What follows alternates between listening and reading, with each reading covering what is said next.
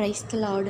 இன்றைய நாளுக்கான வேதாகம பகுதி சங்கீதம் 6ஆம் அதிகாரம். நெகினோத் என்னும் வாக்கியத்தில் செமினித் என்னும் ராகத்தால் வாசிக்க ராகத் தலைவனுக்கு ஒப்புவிக்கப்பட்ட தாவீதின் சங்கீதம். கர்த்தாவே, உம்முடைய கோபத்திலே என்னை கடிந்து கொள்ளாதேயும், உம்முடைய உக்கிரத்திலே என்னை தண்டியாதேயும். என்மேல் இரக்கமாயிரும் கர்த்தாவே. நான் பலனற்று போனேன், என்னை குணமாக்கும் கர்த்தாவே. என் எலும்புகள் நடுங்குகிறது, என் ஆத்துமா மிகவும் வியாகுலப்படுகிறது. கர்த்தாவே, எதுவரைக்கும் இறங்காதிருப்பீர்?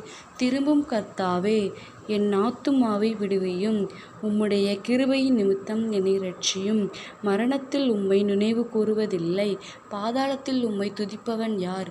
என் பெருமூச்சினால் இளைத்து போனேன், முழுவதும் என் கண்ணீரால் என் படுக்கையை மிகவும் ஈரமாக்கி என் கட்டிலை நனைக்கிறேன்.